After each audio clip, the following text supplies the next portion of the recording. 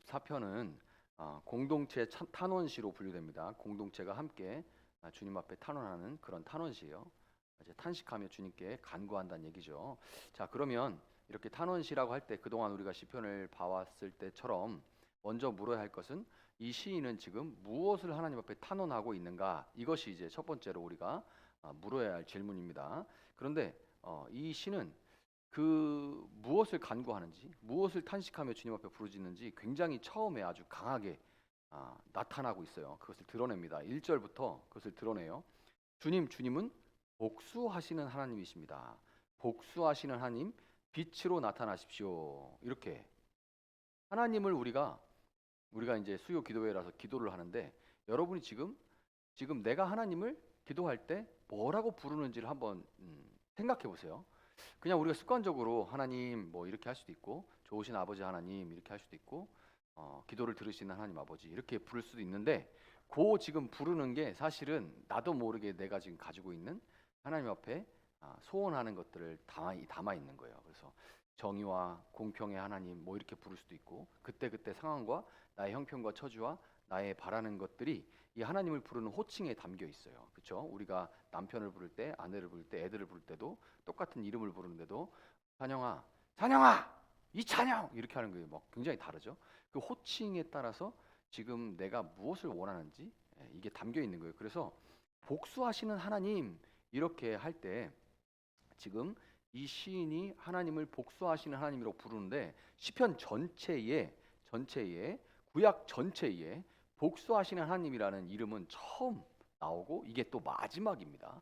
처음이자 마지막이에요. 그러니까 시편뿐만 아니라 구약 전체에 하나님을 복수하시는 하나님 이렇게 부르는 사람이 없는데, 이 시인이 유일하게 이렇게 복수하시는 하나님 이렇게 부르고 있어요. 그럼 복수가 뭐 하는 거예요? 복수 언제예요? 아버지의 원수 내 갚아주리라. 그렇죠. 이럴 때 쓰죠. 근데 왜 아버지 원수를 내가 갚아요? 원래는 어떻게 갚아야 되죠? 원래는 어떻게 갚아야 돼요? 원래는 정상적인 법률 절차에 의해서 처리가 돼야 됩니다. 근데 이게 왜 복수를 개인적으로 하게 되냐면, 정상적인 법 절차에 의해서 그게 제대로 안 될 것 같고, 혹은 된다 해도 내가 원하는 만큼은 안 될 것 같을 때 우리가 이렇게 정상적인 어떤 법률 절차로 처리를 믿고 맡기지를 못하고, 그 정의, 내가 생각하는 그 정의를 실현하기 위해서 사용하는 수단이 복수입니다. 법 절차가 제대로 수행되지 못할 때, 충분히 기능하지 못할 때 직접 정의를 실현하기 위해 사용되는 수단이 복수예요. 그래서 이제 법을 최소한의 도덕이라고 얘기를 하는데요. 법을 최소한이 도덕이라고 하는데, 이 지금 시인이 겪는 상황이 어떤 상황인지 바로 알죠? 복수라는 단어에서 우리가 바로 파악할 수가 있습니다. 최소한의 도덕으로서 법이 약자와 억울한 자를 보호하는 수단으로 작동을 해야 돼요. 그러니까 사실 사람 사는데 법은 필요가 없습니다. 기본적으로 사람들이 그냥 합의하에 그냥 살아가면 되는 거예요. 그런데 언제 법이 작동을 해야 되냐면, 그런 가운데 억울한 일이 생길 때, 또 이제 어떤 어, 약한 사람에게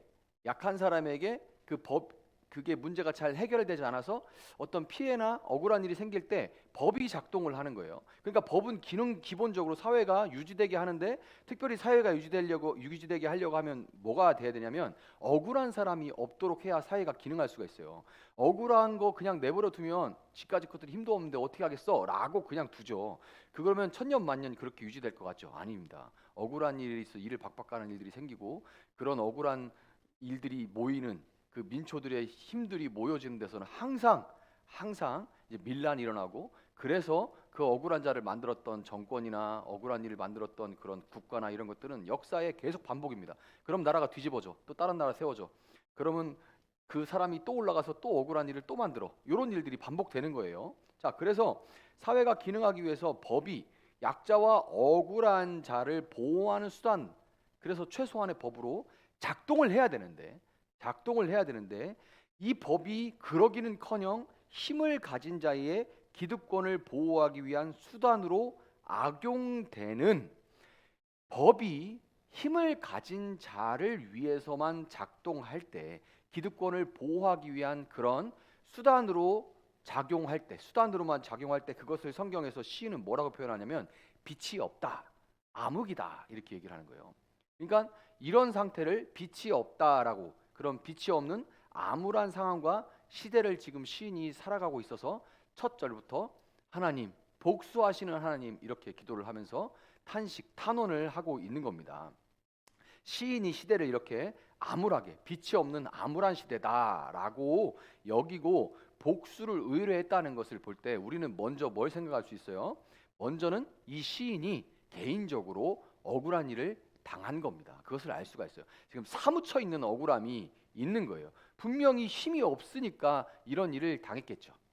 힘이 있으면 이런 일을 안 당했겠죠. 힘이 없는데 이런 억울한 일을 당한 겁니다. 그로 인해서 이 시인은 지금 내가 억울한 일을, 분통 터지는 일을 당하고 나니까 지금 사회 정의에 눈을 뜬 거예요. 내가 억울한 일을 당해보고 나니까 어떤 정의에 대해서 꼭 있어야 되는, 우리가 그냥 당연하다고 여겼던 것에 대해서 그게 당연한 게 아니구나. 이 정의에 대해서 그것을 유지하기 위해서 정말 많은 사람들이 애쓰고 많은 사람들이 억울하다고 항의하고 힘을 모으고 해서 만들어 놓은 거구나. 나는 그걸 너무 당연하게 숨쉬듯이 누리고 있었구나라는 것. 그 사회 정의에 눈을 뜨기 시작한 거예요. 자기가 당하고 나니까. 예를 들어서 2014년 이제 좀 있으면 4.16이죠. 세월호 유가족이 이후에, 그러니까 우리가 이제 사회적 참사들이 많았는데 세월호가 있었고, 그 다음에 이태원 참사가 있었고, 얼마 전에 또 무한 제주항공 사건이 있었죠. 이런 사회적 참사들이 일어났을 때 사람들은 아이고 그냥 어떡하냐, 아유 큰일 났다, 그냥 이러고 넘어갑니다. 보통 그래요. 그게 왜 그러냐면 그게 나한테 일어날 거라고 생각을 잘 안 하기 때문에 그렇습니다. 나한테는 일어나지 않을 거다. 그 사람들에게 그냥 일어났는데 아이고 딱해서 어떡해 라고 생각하고 그냥 며칠 지나면 잊어버리는 거지, 이게 나한테 일어났다고, 내 가족 혹은 내가 아는 누군가에게 일어난 일이라고 우리가 생각을 잘 못해요. 그런데 제가 그때 참 감동을 받았던 게 뭐냐면, 이태원 참사가 일어났을 때 유가족들, 그때 사람들은 이제 왜 거기를 가가지고 그렇게 그런 일을 당했냐, 그렇게 사람 많은 데를 왜 가냐, 그렇게 이런 저런 비난들도 많았고, 그다음에 그것을 이제 막 덮고 그냥 이렇게 유야무야 넘어가는 일들이 많았습니다. 유가족들은 무슨 경제적인 보상을 바라는 게 아니죠. 내가 당했다 생각하면 사실은 그거예요. 아니 내가 사랑하는 내 새끼, 그리고 내가 사랑하는 우리 부모님, 친구가 도대체 뭐 때문에 왜 그렇게 죽은 거야? 라고 하고, 사람은 너무 화가 나니까 그 일을 어떤 책임자 나와, 우리가 식당 가서 맛없는 음식이 나와도 매니저 나와 라고 부르게 돼 있는 게 사람이에요. 뭔가를 그렇게 해놔야 그래도 뭔가 좀 보상받는 것 같은 느낌이 든단 말이죠. 그러니까 사람이 본능적으로 찾는데 그거를 그냥 다 눌렀죠. 덮고 그냥 유야무야 넘어갔단 말이에요. 아무도 책임지는 사람이 없었습니다. 법도 그거에 대해서 이렇게 그 사람들의 손을 들어주거나 이런 게 전혀 없었는데, 그때 그들을 찾아가서 위로했던 사람들이 누구냐면 세월호 유가족들입니다. 왜 그러냐면 내가 당해봤기 때문에 그래요.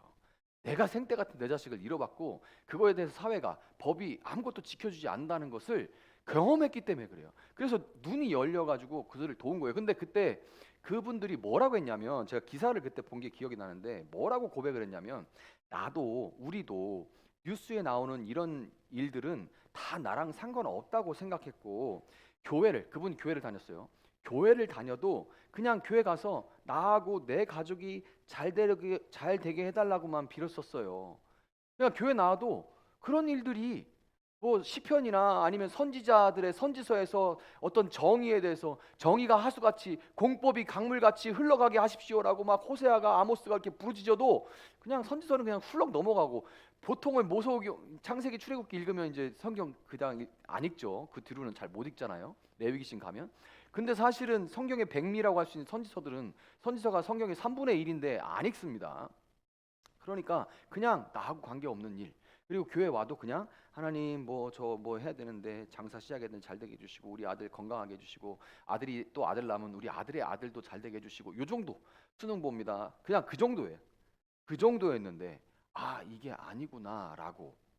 그러니까 내가 겪어보니까 세상엔 억울한 눈물이 마를 날이 없네요라고, 이 세월호를 겪은 사람이 이태원 겪은 가족에게 가서 그렇게 손을 잡고 함께 울면서 연대해서 이거 진상 규명해라라고 같이 외친 거예요. 우리 내가 경험해보니까.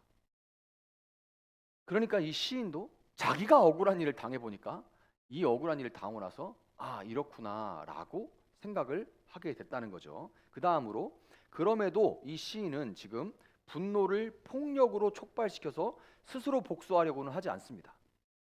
그 분노, 그 억울함과 분노를 폭력으로 드러내서 내가 직접적으로 누군가를 해야겠다, 아니면 이걸 뒤집어엎겠다라고 하지 않고 이 시인은 하나님께 자신을 대신해서 복수해달라고 탄원하고 있는 거예요. 그러니까 사실은 복수하시는 하나님이라고 부르면서 일반적으로 우리가 생각하는 것처럼 복수를 진짜 내 힘으로 이렇게 하기에 앞서서 그것 대신 시인은 하나님이 정의의 하나님이심과 악인들은 반드시 심판받을 것을 온전히 믿었다는 것을 지금 보여주고 있는 거예요. 복수하시는 하나님이라는 표현에서 우리는 지금 그것을 읽을 수가 있는 겁니다. 로마서 12장 19절에 이렇게 말하죠. 사랑하는 여러분, 여러분은 스스로 원수를 갚지 말고 그 일은 하나님의 진노하심에 맡기십시오.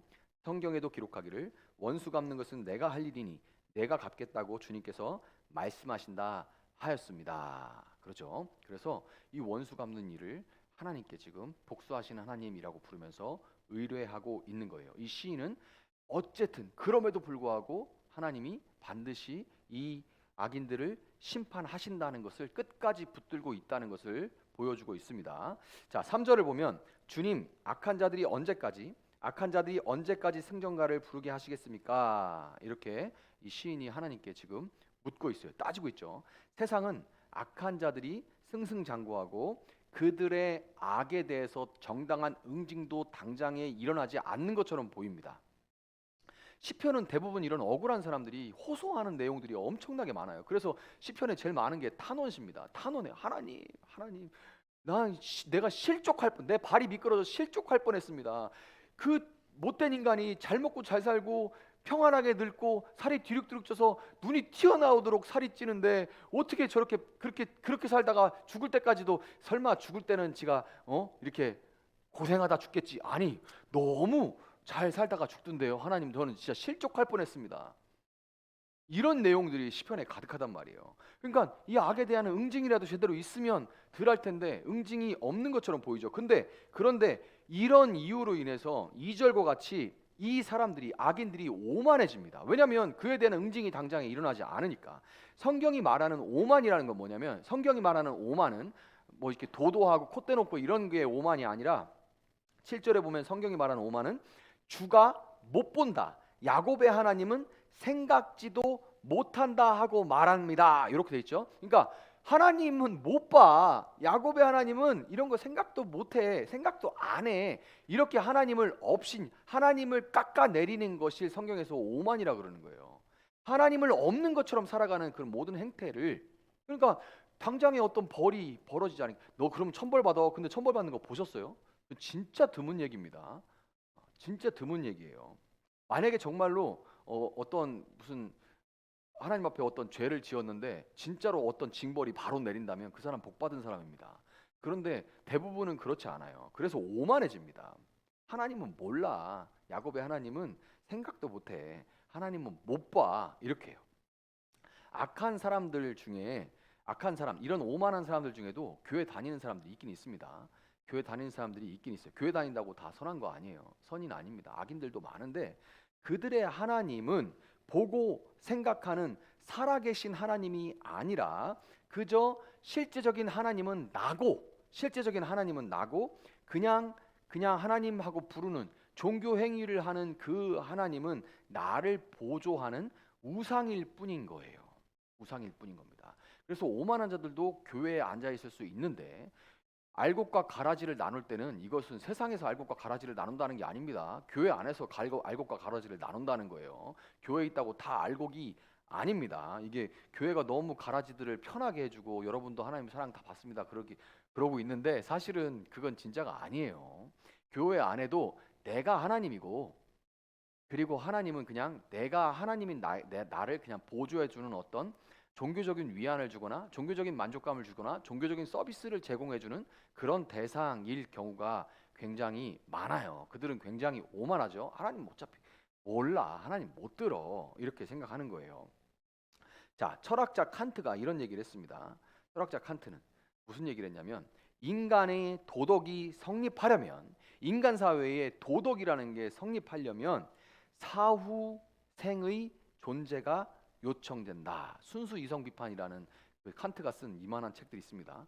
순수 이성 비판, 그리고 뭐 그런 이제 여러 가지 비판 책을 냈는데, 철학책을 냈는데, 그 중에 이런 얘기가 있어요.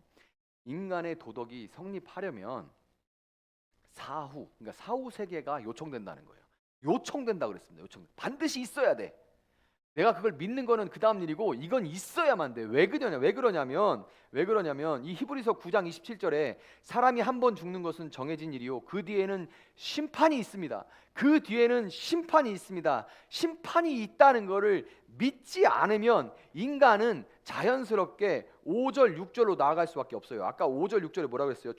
그들이 주님의 백성을 짓밟으며 주님의 택하신 민족을 괴롭힙니다. 그들은 과부와 나그네를 죽이고 고아들을 살해하며. 그러니까 이 오만한 자들은 글로 나갈 수밖에 없는 거예요. 이쪽 길로 나갈 수밖에 없는 거예요. 왜냐하면 사후생, 정말 한번 죽는 것은 사람에게 정해진 거고, 그 다음에는 심판이 있다는 걸 믿지 않으면 인간 세상에 도덕이라는 건 성립될 수 없습니다. 성립될 수 없어요. 아니 왜 지켜야 되는데? 지킬 필요가 없어요. 교회를 안 나온다 해도 진짜 천벌받는다는 거라도 제대로 믿고 있어야지. 어떤 기준이 있어야지 사회에서 도덕과 윤리가 존재할 수 있는 거지. 이게 사실은 진짜 죽은 다음에 어떻게 될지 모른다는 어떤 그런 두려움이 없으면 이 세상에서 벌금 내는 거, 그거는 우리나 겁나하는 거지. 벌금 10만 원, 20만 원, 뭐 100만 원 이 정도는 아무것도 아니게 여기는 사람들은 아무것도 두려워하지 않습니다. 두려워할 일이 없어요. 그냥 내가 점잖은 사회적 위치가 조금 위협받을까봐 그것만 좀 그러는 거지, 민망할까봐. 그거 이외에는 사실은 이런 것들을 지킬 필요가, 도덕 윤리가 이 세상에 존재할 수가 없습니다. 그래서 칸트도 도덕이 성립하려면 사후생의 존재가 요청된다고 한 거예요. 이거를 실제적으로 믿지 않고, 하나님은 없어, 하나님은 듣지 않아, 있어도 듣지 않아, 하나님은 생각하지 않아, 이렇게 오만한 자들은 결국 어디로 가요? 내가 쓸 수 있는 힘을 써서, 그 힘은 어디로 씁니까? 나보다 약한 사람한테 쓰게 되어 있어요. 그래서 과부와 나그네를 죽이고 고아들을 살해하며 이렇게 가는 거예요. 그래서 시인이 8절부터 11절에 악인들에게 경고를 합니다. 뭐라고 하냐면, 귀를 지어주신 분이 들을 수 없겠느냐? 네 귀 누가 만들었냐? 근데 그거 만든 분이 못 듣겠냐? 눈을 빚으신 분이 볼 수 없겠느냐? 네 눈 보지, 그거 누가 만들었어? 그분이 볼 수 없겠냐? 문 나라를 꾸짖으시는 분이 벌할 수 없겠느냐? 뭇사람을 지식으로 가르치는 분에게 지식이 없겠느냐? 이렇게 그들에게 경고하는 거예요. 지금 보지 못한다고, 듣지 못한다고 너가 생각하지, 너의 눈과 귀를 지으신 분이 보지도 못하고 듣지도 못하겠냐? 근데 이 말 어디서 나오냐면, 하나님은 귀가 있어도 듣지 못하고 눈이 있어도 보지 못하는, 하나님께서 우상을 조롱하실 때 그런 말을 써요. 야, 니네가 나무로 우상을 만드는데, 그걸로 땔감 쓰다가 남으면 그 조각으로 우상을 빚어 만드는데, 그 우상은 니네가 옮겨야 옮겨지고, 그건 네가 눈을 만들어주지만 눈으로 보지도 못하고, 귀를 만들어주지만 귀가 있어도 듣지도 못하는 우상, 나무 조각에 불과하다라고 하나님께서 말씀하시거든요. 근데 이거하고 딱 반대되는 분이죠. 하나님은 눈이 있어도 보지 못하고 귀가 있어도 듣지 못하는 우상과는 다르게, 하나님은 분명하게 듣고 보시며 들린 대로 보시는 대로 벌하시는 분이라는 거예요. 굉장한 두려움이죠.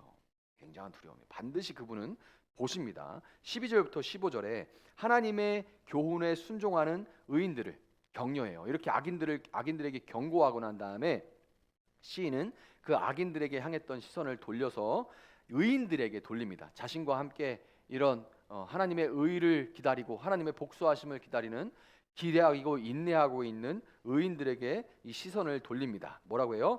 주님께서 꾸짖으시고 악인들을 무덤을 팔 때까지, 이런 표현을 씁니다. 의인들을 위로하는데 주님께서 꾸짖으시고는 야사르라고 하는데, 훈계하다, 훈련시키다, 이런 뜻입니다. 훈계하다, 훈련시키다. 그리고 악인들을 무덤을 팔 때까지. 그러니까 악인들이 70, 강건하면 80, 이 땅에서 잠시 잘 되는 것처럼 보이는 것은 뭐라고요? 악인들을 무덤을 팔 때까지. 그러니까 무덤 파고 있는 시간 동안 그들이 그냥 지금 그들을 묻어버릴 무덤을 파고 있는 시간을 그냥 쓰고 있는 것뿐이라는 겁니다. 굉장히 무서운 말이죠. 무덤을 파고 있는 거예요. 무덤을. 그러니까 이 세상에서 하나님은 없어, 보고 있고 듣지 못해 그러면서 막 자기들이 막 그렇게 힘을 막 쓰면서 약한 자들을 괴롭히면서 그렇게 도덕 따위는 그냥 체면체리하는 정도로 뒤로 못된 짓들은 다 하면서도 그냥 그것을 힘으로 돈으로 다 가리면서 이렇게 사는 것은 사실 하나님 보시기에는 무덤 파고, 지가 무덤 파고 있다는 거예요. 무덤. 자기가 깊게 파면 팔수록 나는 완전히 이제 매장되는 거밖에 없다는 거죠. 그 시간, 그 기간일 뿐이라는 거예요. 그래서 아까 주님께서 꾸짖으시고 야사를 훈계하다 훈련시키다라고 말씀드렸죠. 의인이 이 70에서 80년 동안 우리가 보고 듣고 억울하게 느끼는 이 모든 것들은, 이 약함과 억울함은 하나님만 의지하고 그분의 훈계와 교훈에 순종할 훈련으로서 재난의 날, 진짜 오는 그 무덤에 묻혀지는 재난의 날에 벗어날 수 있게 해주는 훈계와 훈련의 기간이라는 겁니다. 하나님은, 왜냐하면 하나님은 결단코 당신의 백성과 소유를 버리시지 않기 때문에 그렇죠. 이렇게 시인은 하나님께 요구하고 탄원하고 그 다음에 악인들에게 경고하고 그 다음에 의인들을 격려해요. 그런데 16절부터 21절에 시인이 개인적으로 한 번 더 탄원을 합니다. 이렇게 믿음의 확신을 고백하고 의인들을 격려했지만 그렇게 한다고 해서 상황이 달라지진 않아요. 그래서 어떻게 보면 참 신앙이라는 게 정신승리처럼 느껴질 때가 참 많습니다. 그래서 최근에 어떤 잘잘법인가요? 유튜브 채널에서 신앙이라는 게 결국 정신승리 아닙니까? 이렇게 묻는 한 청년이 그렇게 묻는 거에 대해서 답을 해주시는 걸 보게 됐는데, 그렇게 느껴질 때가 있는 게 정말 많은 게 사실입니다. 그냥 나 혼자 이렇게 그냥 정신승리하는 거 아닌가? 그런 생각이 들 때가 참 많죠. 그건 역사를 모르면 그렇게 느껴질 때가 있어요. 우리의 짧은 우리의 하루, 우리의 한 달, 우리의 1년으로 볼 때는 진짜 이건 그냥 내가 정신승리하고 넘어가는구나. 그래서 신앙은 절대로 역사의 뿌리를 내려야 되는 거예요. 역사적으로 보면 반드시 하나님은 원수를 갚아 주시는 하나님인데, 그런데 당장 개인적으로 어제, 오늘, 내일 뭐가 이렇게 상황이 달라지는 것은 잘 보기가 어려운 건 사실이잖아요. 그러니까 시인도 이런 표현을 씁니다. 18절에 내가 미끄러진다고 생각할 때에는, 무슨 소리예요? 나 미끄러지는구나. 나 미끄러지는구나. 지금 난 안 그러고 격려도 하고 확신도 하고 심지어 악인들을 경고하고 담대하게 또 의인들을 위로도 하고 이랬는데, 정작 내가 누군가의 손잡고 힘냅시다, 우리 하나님 반드시 원수 갚아주실 거예요 하고 위로했어. 집에 와서 딱 앉아있으니까 내가 우울해. 내 발이 미끄러지고 있네. 뭐 바뀌는 게 없으니까. 그렇게 말은, 그러면서 스스로 이런 생각 들어요. 아유, 참 말은 잘해, 입 바른 소리는 참 잘해. 근데 내 상황은 안 변해. 그러니까 이 시인도 그러는 거예요. 이래놓고 내 발이 미끄러진다, 내가 미끄러진다 생각할 때, 또 내 마음이 번거로울 때, 심란한 거예요. 내 마음이 번거로울 때 시인이 이렇게 고백합니다. 참으로 인간답죠. 이런 갈등을 경험하는 거예요. 그렇지만 그 다음에 시인은 이렇게 얘기합니다. 내가 미끄러진다고 생각할 때에는 주님의 사랑이 나를 붙듭니다. 주님의 사랑이 나를 붙듭니다. 내 마음이 번거로울 때는 주님의 위로가 나를 달래줍니다. 이렇게 그때그때 위로해 주시고 격려해 주시는 하나님을 경험했다, 이렇게 표현을 하고 있어요. 20절에 보면 악한 재판장이 주님과 사귈 수 있습니까?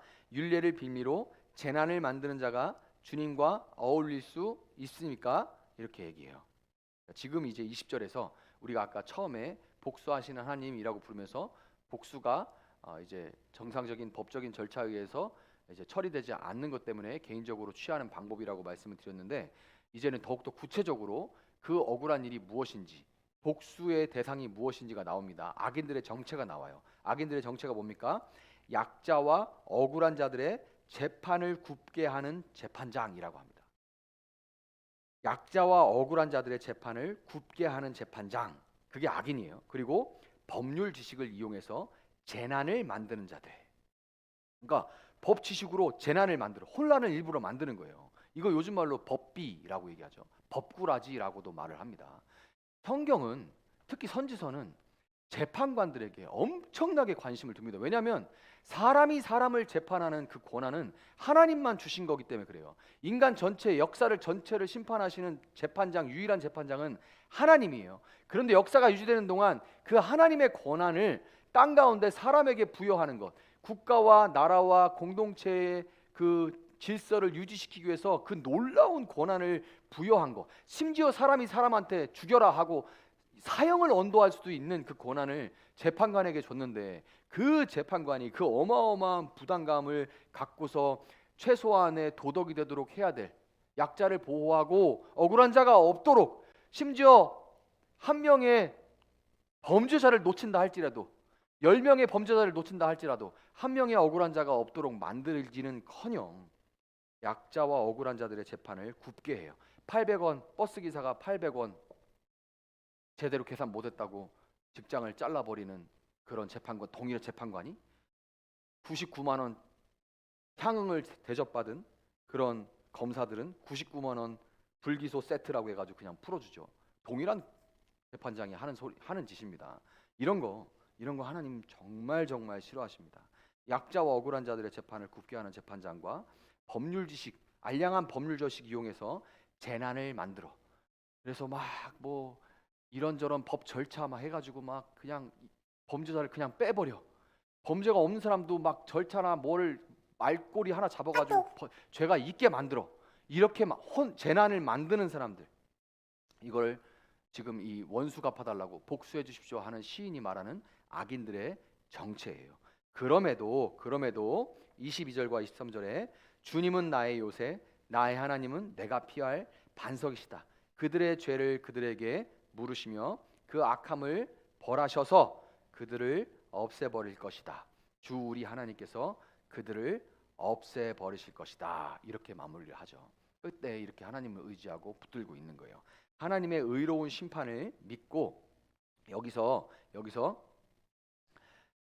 나의 하나님, 나의 하나님이라고 계속 이 시인이 얘기를 하다가 마지막에 주 우리 하나님께서 그들을 없애버리실 것이다. 이렇게 마무리가 돼요. 그러니까 이제 시편 94편을 제대로 쭉 이게 천천히 읽어보시면 이렇게 돼요.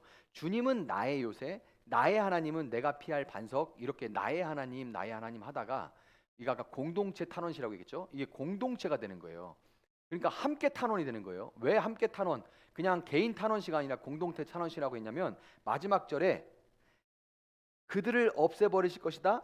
주 우리 하나님께서 그들을 없애버리실 것이다. 나 혼자가 아니라 이런 일을 겪는 모두와 함께 마음을 나누고 함께 서서 함께 하나님의 정의를 부르짖자는 거예요. 그래서 나를 넘어 우리가 되어서 정의를 위해서 믿음 가운데 연대할 것을 이 시인은, 그래서 우리가 함께 공동체로 탄원하자라고 시를 마무리하고 있는 겁니다. 여러분, 정의에 눈이 떠지면, 사회 정의라는 게 눈이 떠지면 피곤합니다. 안 보이던 게 보이면, 억울한 일들이 보이고, 힘이 없는 사람은 이 사회에서 힘이 없는 사람, 돈이 없는 사람, 가진 자들의 소리는 들리지 않습니다. 마치 유령 같은 존재예요. 그래서 참 그래요. 교회라는 것도 그래요. 이제 개척교회, 작은 교회 목사를 하다 보면 이 교회가 어떤지, 교회가 정말 어떤 모습인지 우리에게도 마이크가 좀 올 수 있으면, 소리를 좀 낼 수 있다면 우리는 저렇게 말 안 할 텐데. 근데 참 그래요. 마이크가 가는 사람들은 힘이 있고 교회가 크고 이래야 돼요. 똑같습니다. 사회도 그냥 돈이 없고 힘이 없으면 그 소리가 밖으로 나올 수 있는 그런 자리가 없어요. 그런 자리가 없어. 마치 유령처럼 그렇게 살다가 갑니다. 그런데 이런 것들이 이제 보이고 그들의 들리지 않는 소리가 들리고, 억울한 일에 되면 그 마음이 쓰이고 이러다 보면 피곤해집니다. 정의의 눈이 떠지면 떠질수록 고통스러워요. 고통은 더해갈 뿐입니다. 전에 그냥 하나님 우리 자식 잘 되고 여기서 신앙생활 멈추면 어떻게 보면 그 사람도 편하고 다 좋은데, 아니 이게 억울한 소리들이 들려오고 하나님 어찌합니까 이러기 시작하면, 시인들의 기도가 내 기도가 되기 시작하면 고통스럽습니다. 고통스러워요. 너무 마음이 아프고, 마치 사도 바울의 고백처럼 그리스도의 남은 고난을 내 육신에 채우노라라는 고백처럼 고통하면서 기도하고 마음을 쓰게 됩니다. 마음을 쓰게 돼요. 그러나 정의의 하나님을 끝까지 시인이 붙들었던 것처럼 정의의 하나님, 복수하시는 하나님을 끝까지 믿고 그분께 복수를 아뢰 수 있기를 바랍니다. 그리고 성경적인 정의의 관점을 끝까지 붙드시기를 바래요. 성경적인 정의의 관점은 굉장히 어떻게 보면 단순합니다. 세상에는 정의의 관점, 뭐 정의란 무엇인가, 뭐 마이클 샌델 교수님이 뭐 하버드에서 뭐 책도 내고 여러 가지가 있는데 성경에는 어떻게 보면 굉장히 단순해요. 고아와 과부와 나그네가 보호받는 사회입니다. 성경이 말하는 정의, 고아와 과부와 나그네가 보호받을 수 있는 사회. 이거를 자본주의 사회에서 자, 이거 세금으로 그냥 막 이렇게 나가는 거는 자본주의의 세례를 받은 거고, 성경의 세례를 받은 사람들은 아니야, 뭐 체제가 어떻고 뭐 이런 거는 두 번째고, 첫 번째는 고아와 과부와 나그네가 보호받을 수 있는가, 이것이 정의예요. 그 보호받는다는 걸 좀 더 구체적으로 말하면 그들이 어떤 사건에 똑같은 무게, 1억 가진 사람과 100원 가진 사람이 똑같은 무게로 재판을 받을 수 있는 사회인가를 얘기하는 거예요. 똑같은 무게로 재판을 받는 사회인가가 정의로운 사회라는 겁니다. 그게 성경이 얘기하는 정의예요. 그게 성경이 얘기하는 정의입니다. 1억 있으면 없는 무전 유죄, 유전 무죄가 되는 게, 그건 절대로 성경이 미워하는 거예요. 고아라도 과부라도 이 땅에 그냥 잠시 일하러 온 외국인 노동자인 나그네여도 똑같은 무게로 재판받을 수 있는가? 그렇지 못하면 그것은 아니다. 그른 것은 그르다라고 폭력을 동원해서 싸우라는 게 아닙니다. 말하라는 거예요. 분명하게 보고 그것은 옳지 않습니다라고 말하라는 거예요. 내 소리가 작아? 그러면 힘 없는 자들, 약자들과 함께 서서 복수하시는 하나님의 이름을 믿으면서 내가 말하라는 거예요. 우리가 함께 말하라는 거예요. 나의 하나님에서 우리 하나님이라고 해서 함께 말하라는 거예요. 그 교회가 할 일입니다. 교회가 할 일이에요. 무슨 교회 이름으로 나가가지고 피켓 들고 이러라는 얘기가 아닙니다. 우리가 함께 모여서 먼저 복수하시는 하나님께 기도하고, 그리고 우리가 나아가서 그런 소리를 듣고 그들과 함께 해야 되는 것이 믿는 자들이 해야 될 일이라는 겁니다. 그래서 오늘 참 억울한 일이 많고, 와, 세상이 어떻게 법을 알는데 어떻게 저럴까? 이게 정말 법으로 돌아가는 나라인가? 저러면 어떻게 될까? 이게 이 사회가 유지될 수 있을까? 하는 일들이 매일매일 뉴스에 나오고 있는데, 우리가 오늘 복수하시는 하나님께 함께 마음을 모아서 기도할 수 있으면 좋겠습니다. 그리고 우리가 할 수 있는 일들을 여러분 삶 가운데 찾아서 움직일 수 있는 여러분 될 수 있기를 예수님으로 축복합니다.